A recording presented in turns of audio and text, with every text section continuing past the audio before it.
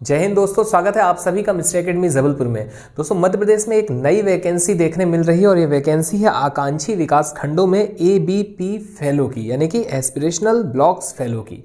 तो क्या है ये वैकेंसी, क्या क्या इसमें अप्लाई करने के लिए हमारे पास में जरूरी दस्तावेज होने चाहिए, इसके अलावा कौन कौन इसमें अप्लाई कर सकता है, इस सभी की हम चर्चा करने जा रहे हैं। आप वीडियो के अंत तक बने रहिएगा, आपको सारा कुछ हम समझाने वाले हैं। तो सबसे पहले तो यहाँ पर जो आप देख पा रहे हैं दोस्तों, ये कि आकांक्षी विकास खंडों में एस्पिरेशनल ब्लॉक्स फेलो यानी एबीपी फेलो की नियुक्ति हेतु संयुक्त विज्ञप्ति सूचना एवं विवरण है ये।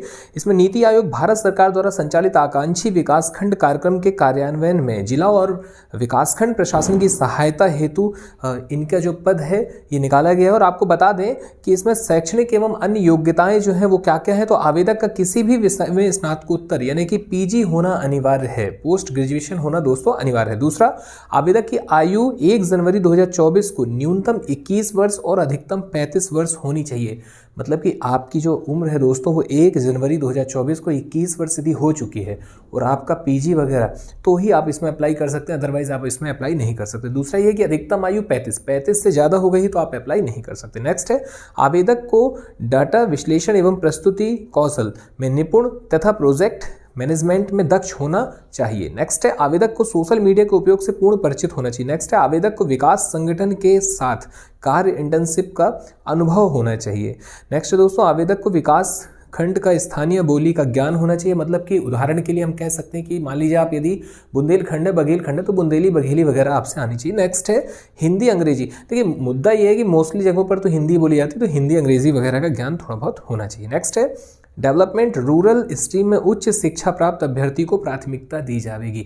तो किसको प्रेफरेंस दिया जाएगा ये भी इन्होंने मेंशन कर रखा है। और इसके बाद दोस्तों अब हमें देखने मिल रहा है चयन हेतु मापदंड निम्नानुसार। क्या क्या है देखिए, डिस्क्रिप्शन में स्पष्ट है कि किसी मान्यता प्राप्त संस्थान से किसी भी विषय में स्नातकोत्तर डिग्री यदि आपकी है तो इसके मैक्सिमम मार्क्स 50 हैं।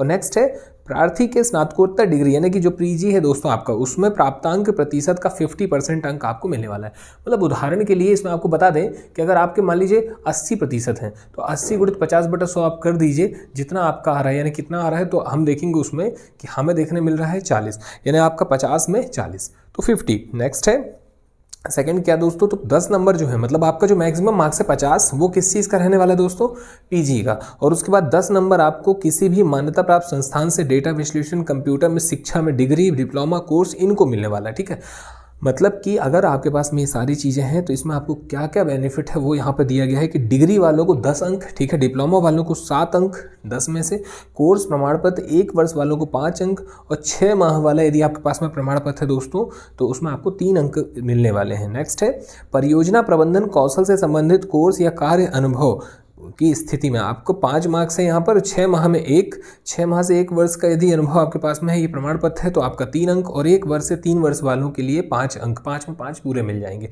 नेक्स्ट दोस्तों, किसी शासकीय या मान्यता प्राप्त विकास संस्था के साथ कार्य करने इंटर्नशिप का अनुभव प्रमाण पत्र, यानी यदि आपके पास में एक्सपीरियंस सर्टिफिकेट है तो 10 नंबर आपके इसमें मिलने वाले हैं। अब वो क्या क्या है वो भी आपके सामने यहाँ पर है कि कितने कितने माह के समय अंतराल का कितना मार्क्स मिलने वाला है। और देखिए सबसे इंपॉर्टेंट, मध्य प्रदेश के निवासी, जो मध्य प्रदेश के मूल निवासी हैं दोस्तों, उनको 10 नंबर मिलेगा। यदि संबंधित जिले का निवासी है तो 10 में से 10, और यदि अन्य जिले का है तो 5। बाहरी राज्य वाला कोई भी नहीं, ठीक है, इसमें आपको उसका बेनिफिट नहीं मिलने वाला है। नेक्स्ट है, साक्षात्कार की यदि बात करें दोस्तों तो 15 नंबर का इसमें इंटरव्यू रहने वाला है।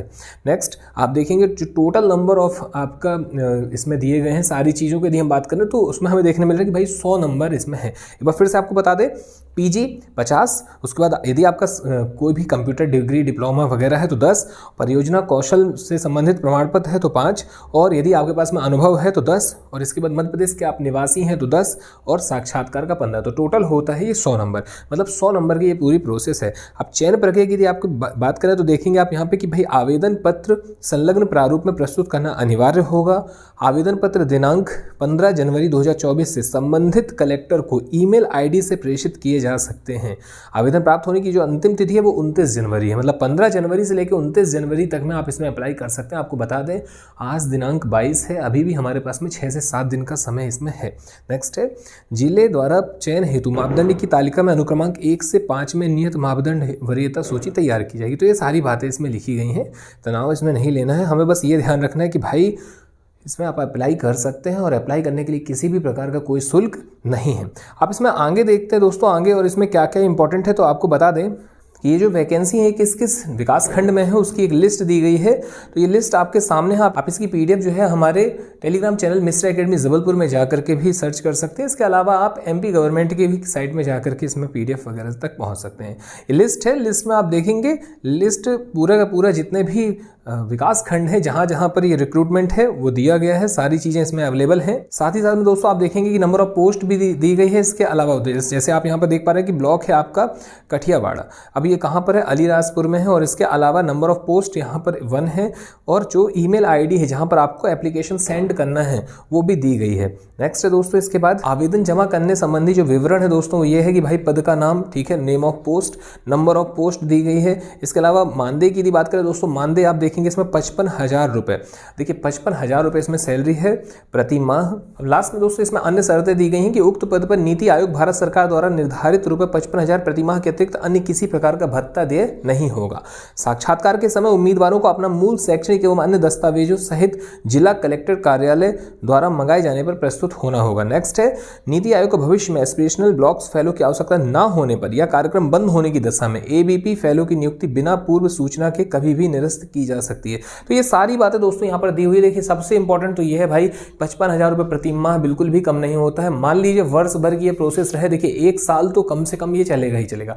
अब मान लीजिए 1 साल के बाद की यदि हम बात करें तो यदि ये पूरा प्रोग्राम सक्सेसफुल रहा तो डेफिनेटली ये 1 वर्ष से आगे भी इसको बढ़ाया जा सकता है या नई नियुक्ति की जा सकती है। अगर मान लीजिए नई नियुक्ति भी की जा सकती है, वहाँ पर आपका जो बेनिफिट है वो क्या रहने वाला है कि भाई उसमें भी तो आपका अनुभव का प्रमाण पत्र रहेगा, आपका इसी में एक्सपीरियंस होते चला जाएगा, और एक्सपीरियंस जुड़ते जुड़ते आपकी नौकरी और आगे भी बढ़ती चली जाएगी। हाँ, एक चीज़ ज़रूर है वो ये है कि आपको उस विकास खंड में ही नौकरी रहेगी, संबंधित विकास खंड में आपका रहवास। और इसके अलावा जो इंपॉर्टेंट है दोस्तों वो ये कि कभी भी ये प्रोजेक्ट समाप्त भी हो सकते हैं।